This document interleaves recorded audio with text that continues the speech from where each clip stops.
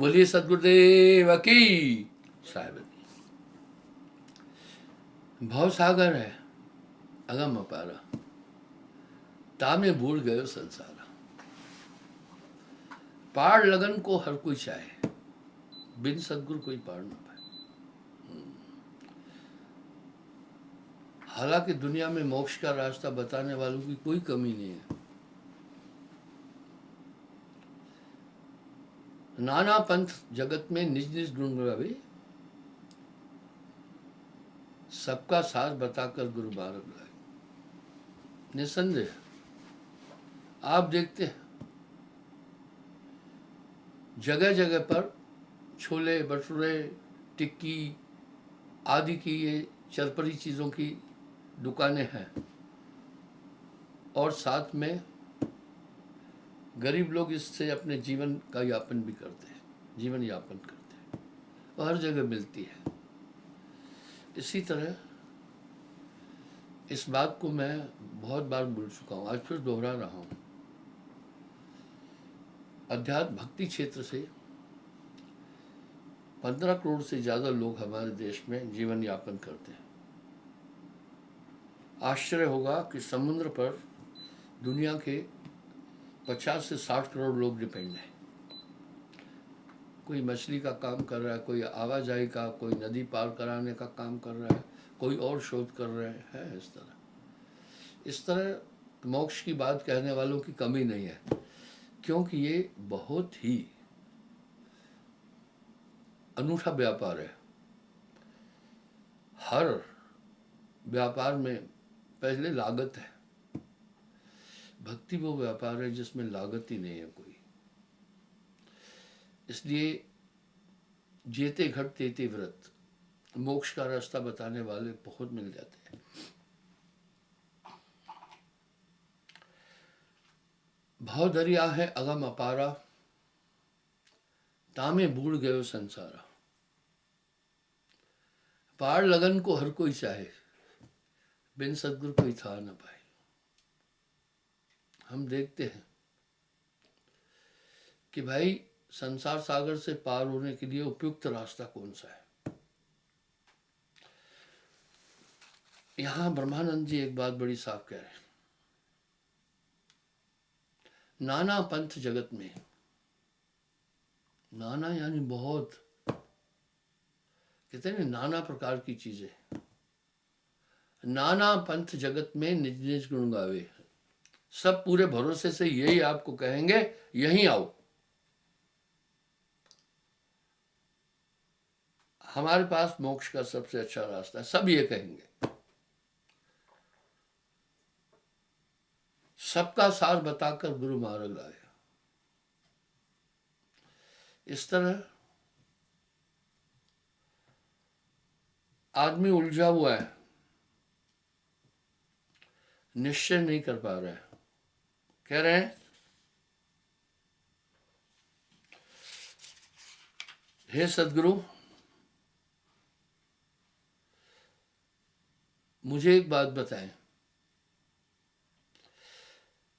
सबसे उपयुक्त और सबसे उत्तम इस संसार सागर से पार होने का रास्ता क्या है? क्या जीव है, क्या ब्रह्म है, क्या आत्मा है, कहाँ जाकर हम सुरक्षित रह सकते हैं? ये कृपा निधान और मन और जीव का भेद बताओ। बड़ा सुंदर सवाल है।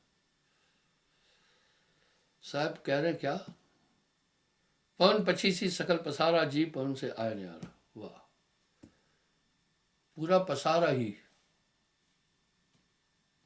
25 प्रकृति का है और आत्मा इससे न्यारा है।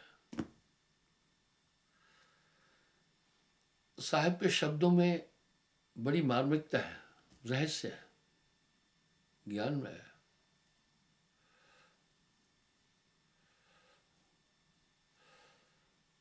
आत्मा इनसे न्यारी है। ब्रह्म रूप सब माया समाई, सूक्ष्म रूप जीव दर्शाई। बहुत सूक्ष्म है, सूक्ष्म अति सूक्ष्म।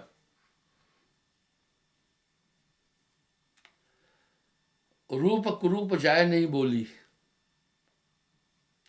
हल्का गरुआ जाए न तोली।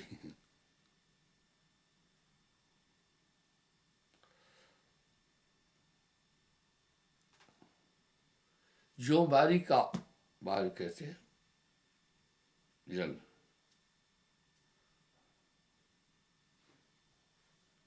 आप राई जानते हैं,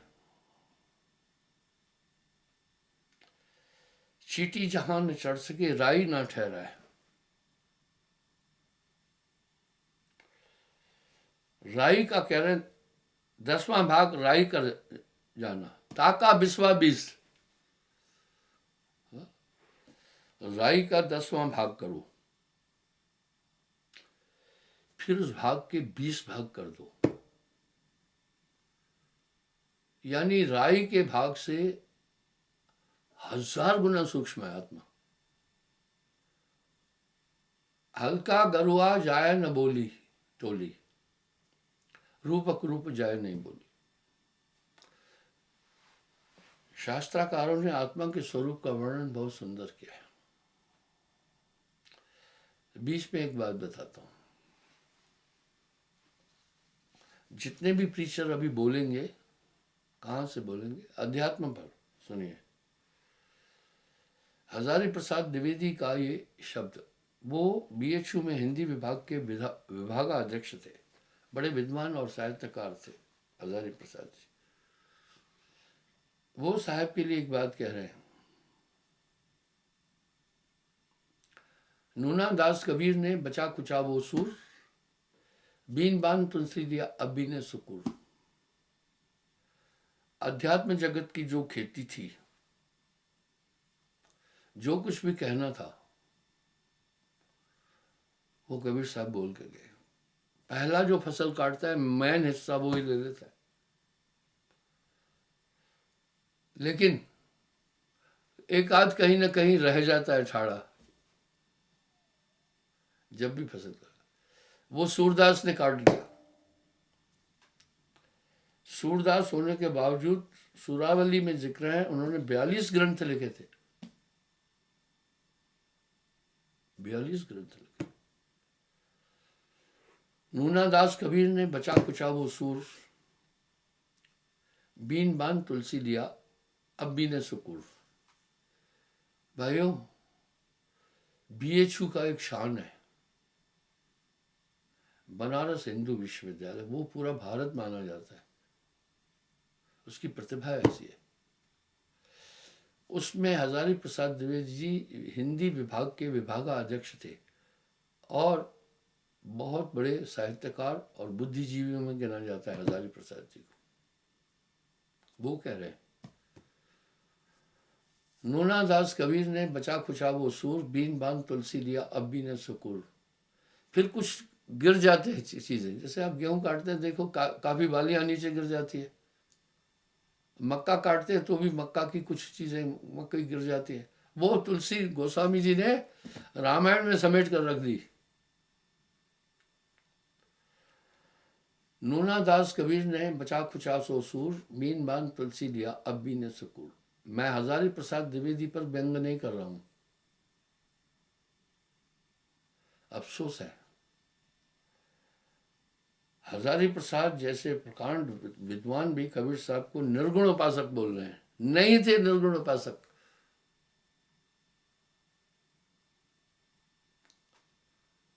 अब आप ये नहीं कहना कि हम हजारी प्रसाद द्विवेदी की निंदा कर रहे हैं, नहीं नहीं। निंदा निंदा सब कहे, निंदा न जाने कोय, जैसे को तैसा कहे वो भी निंदा न हो। दरअसल कबीर साहब निर्गुण उपासक नहीं थे, पुष्टि करता हूं। दादू दयाल जी बोल रहे हैं, कोई सरगुण में रीझ रहा, कोई सरगुण में रीझ रहा, कोई निर्गुण ठहराए। कोई सरगुण में रीझ रहा, कोई निर्गुण ठहराए। दादू चाल कबीर की दोनों दिन में ना है। आगे साहब खुद अपनी वाणी से क्या बोल रहे हैं पता है? साकार कहो तो माया माही, निराकार कह आहे नहीं, है जैसा तैसा रहे कहे कबीर विचार। यानी निर्गुण नाम निरंजन राई साहब अपनी वाणी में धर्मदास जी को एक बात बता रहे हैं।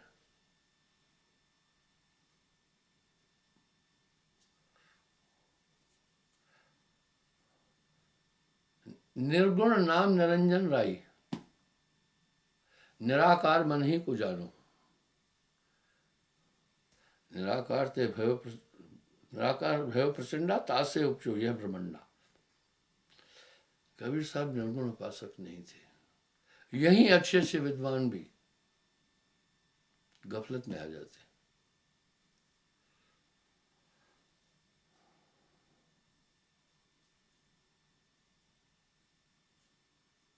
पांच तत्व 10 इंद्री संगा, प्रकृति 25 गहन प्रसंगा।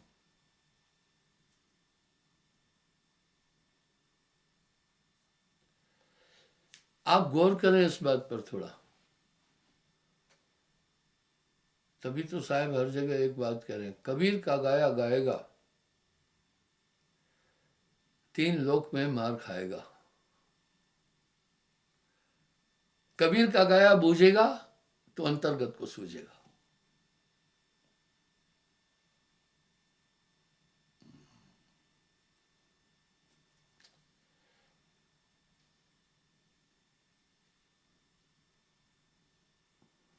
पांच तत्व 10 इंद्री संगा, प्रकृति 25 कहूं प्रसंगा, यह प्रमाण मन केर बखाना। ये सब मन है।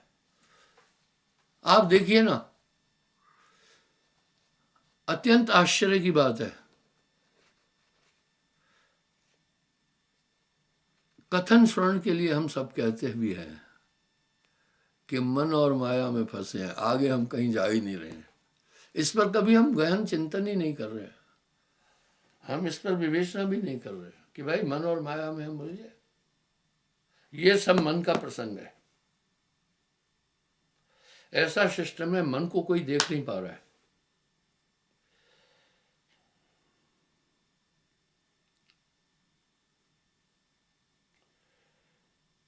और मन करता यह देह समाना,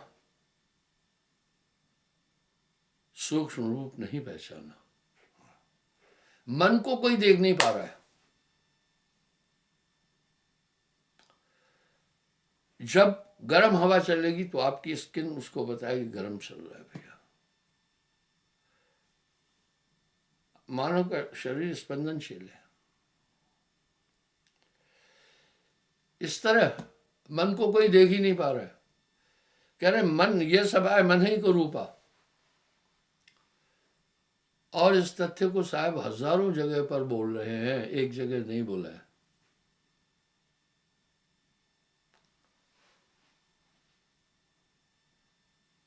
मन करता यह देह समाना,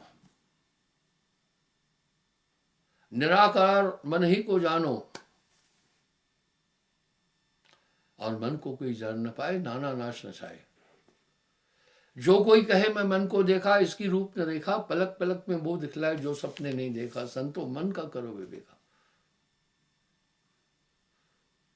इसलिए हमारी आत्मा नितांत शुभ अशुभ दोनों कर्मों से परे है। क्या बात है साहब की वाणी में। पाप पुण्य यह दोनों बेड़ी, पाप पुण्य यह दोनों बेड़ी, एक लोहा एक कंचन केरी। आगे चलते हैं। मन करता यह देह समाना। अगर हम प्रथम एक प्राथमिक दृष्टि से भी देखें ना, तो आदमी के पूरे जो काम है ना सब बेकार है।